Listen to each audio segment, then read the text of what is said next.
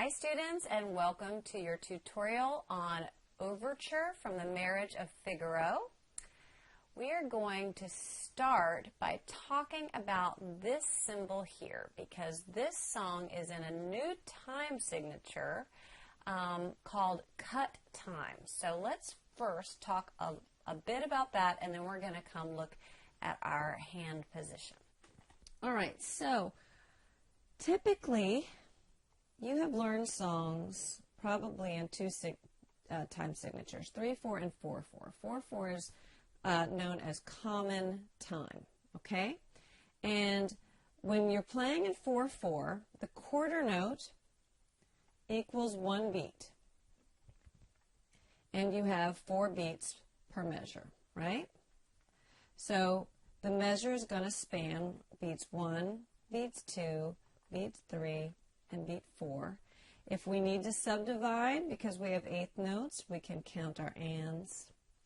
And if we need to subdivide even farther because of 16th notes, we can do that with our 1E andas, 2E andas, okay? With cut time, otherwise known as 2/2, the half note equals 1. And there are only 2 beats per measure. And what that leads to is a different feel, a feel that goes a bit faster, and a feel that emphasizes the 1 and the 2, the 1 and the 2. 1 and 2 and 1 and 2 and 1 and 2 and 1, 2 and 1 and 2 and 1, 2 and 1, 2, 1, 2, 1, 2, 1, 2, 1, 2, 1, 2. All right, so you're hearing that sound, right? That 1, 2, 1, 2. So that's why we are going to count it the way we're going to count it. And we're going to dig in just a little bit more before we assign your counting for practice. For right now, we are going to go to our hand position. So the very first note of the song is an E with your right hand 4th finger. So you're going to put your 4th finger there, and of course that always means then relax your fingers on the other note. So your 3rd finger is on D, your 2nd finger is on C, your thumb is on B, your 5th finger is on F, right? Okay, but very soon into this song we're going to do some stretching. So we're going to go a little bit out of time right now. So 4 on E, then 3 on D, 2 on C, but then our thumb has to stretch down to this note, which is a 4th below C. You can tell that because it's a line to a line, which would be a 3rd, and then another space. So that's a 4th below C, also known as a G. So 2 to 1, then back to 2. But then something else happens that's unusual. We're going to go up a 3rd, but instead of going from 2 to 4, we're going to go from 2 to 3, and then from 3 we'll go up to 5. So that stretching from 2 to 3 was to allow us to get that 5th finger on G. Now coming back down to 4, down to 3, skip to 1. Oh, here's another movement. Instead of playing our 3rd finger on E, we're going to play our 2nd. And then instead of playing our 4th finger on G, we're going to stretch again to our 3rd. All of this so that we can get up to this C. Remember, all of the finger choices have a purpose, okay?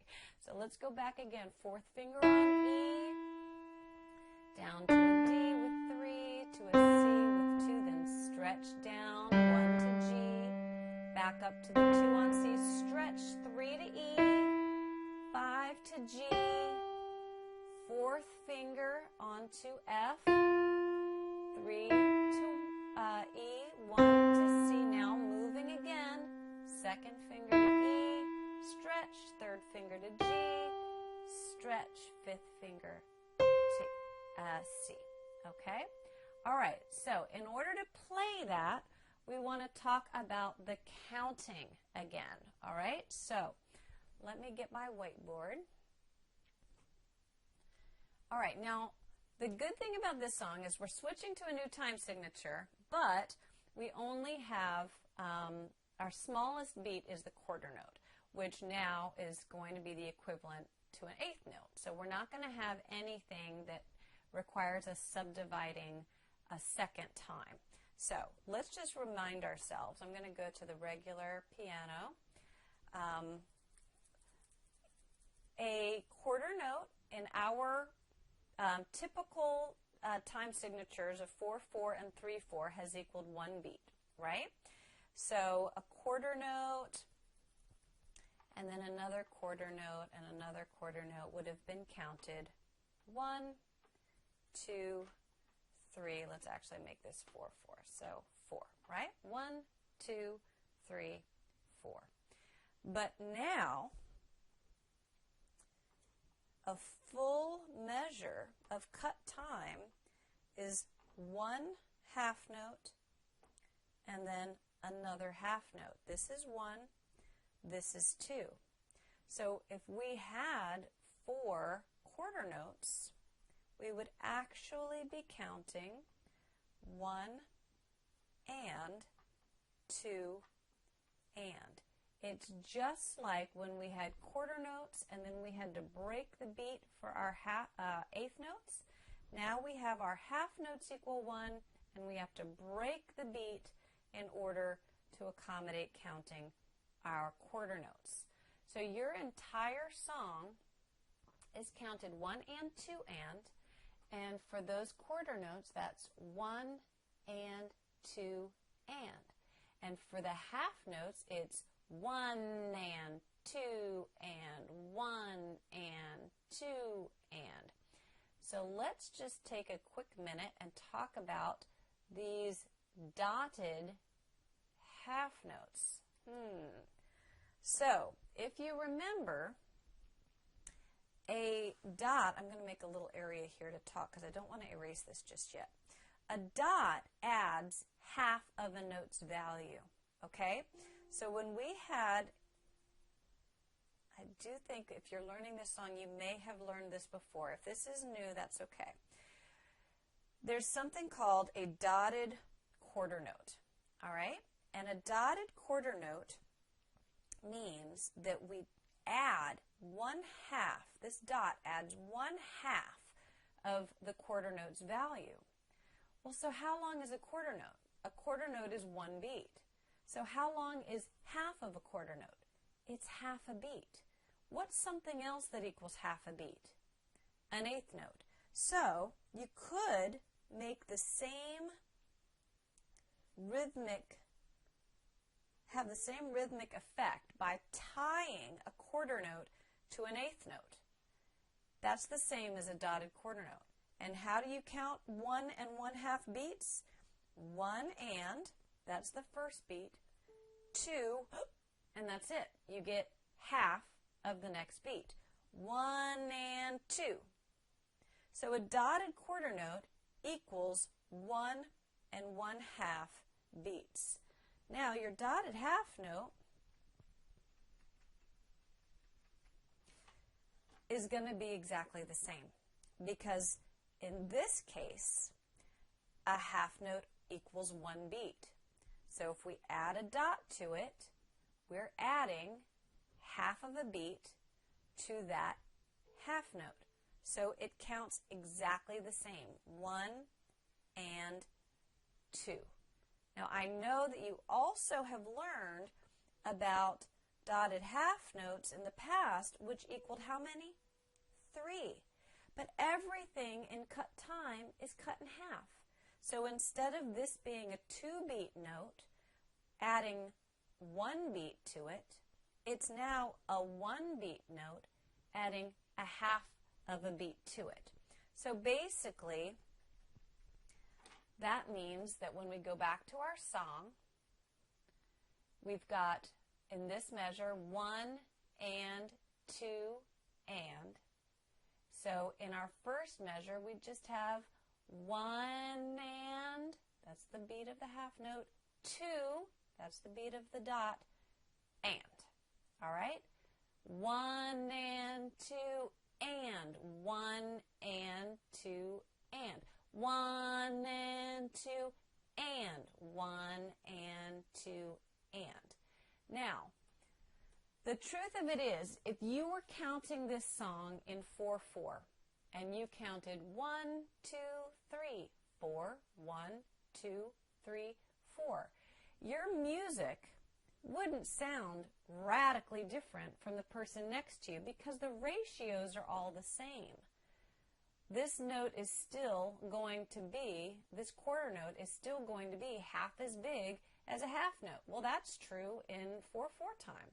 And this half note is going to be half as long as a whole note. Well, that's true in 4/4 time as well, right? But in this case, the half note equals 1 beat and a whole note equals 2 beats. So your music wouldn't sound that different, except you would lose that feel and you would probably not play at the right speed because you would just be hearing it and counting it so differently. All right, so we are going to transition to cut time, but I just want you to rest assured that the building blocks are still the same. We're just trying to achieve a different feel, so the ratios are a little different. All right, so now let's go back to our hand position, and this time we're going to play that same movement, but we're going to count. All right, so 1 and 2 and. E and 2, D, C, and C, and G, and 2, and E, C, E, G, C. All right, so I did a combination there of saying letters and saying counts. I'm hoping you're remembering to do all the finger movements. I'm going to move us over to the big piano now and do it again. Same exact part. 1 and 2 and. 1 and 2 and. 1 and 2 and. 1 and 2 and. 1 and 2 and.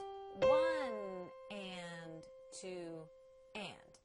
All right, now let's look at the left hand for that section. So the left hand is nice and simple. We got our 5th finger on a C, and as we know now, the dotted half notes are 1 and 2.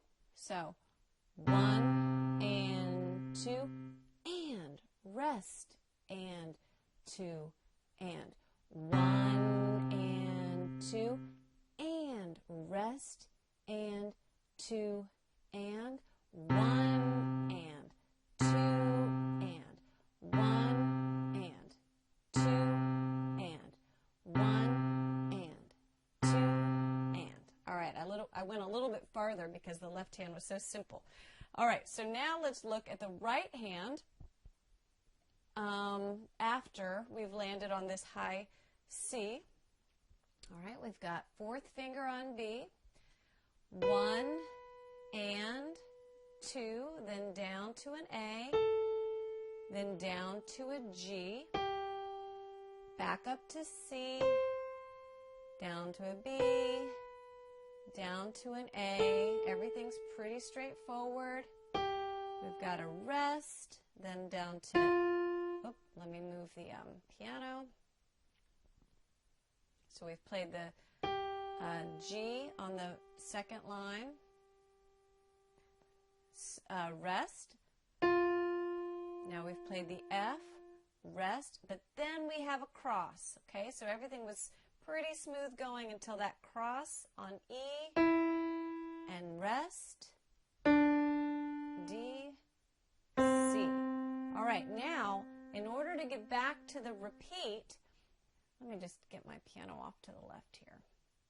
You'll still be able to see my right hand. So to get back on the repeat, we've just played this C, and now we need, so that means our 3rd finger is on E. But to go back to the beginning, we're going to have to slide our 4th finger over. All right, so for this second section, we had pretty straightforward movement until this cross, and then we slide our 4 to get back to the beginning.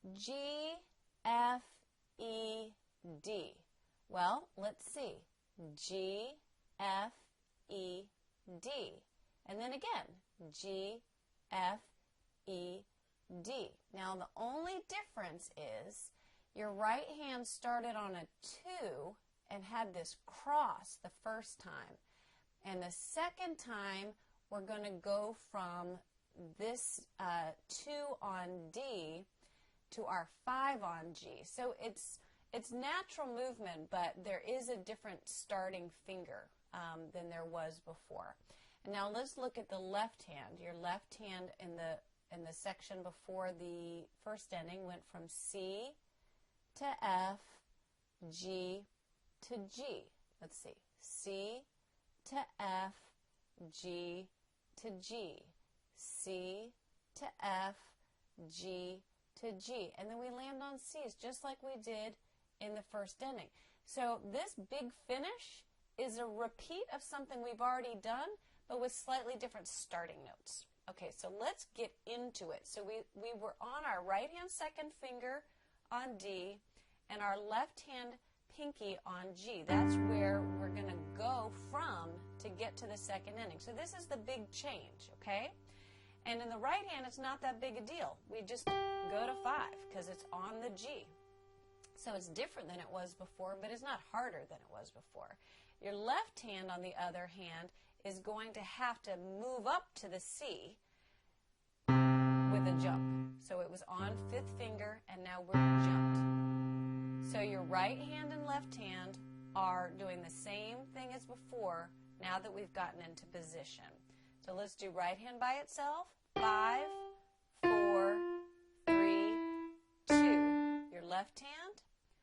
5, 2, 1, 5. And then your left hand has to get back to the C again. All right, so let's do both halves this time. 5, 4, 3, 2. 5, 4, 3, 2, 1. So your right hand's pretty straightforward. You might be able to master that so that you can focus on the left hand. Left hand is 5, 2, 1, down to G, back to 5, 2, 1, down to G, and you can land on 1. All right, so now let's look at that on the big piano. So remember, we had just finished here with G and D before, after we went back to the beginning, and we're now ready to enter the second ending. 5th finger's where it needs to be in the right hand, but left hand needs to jump.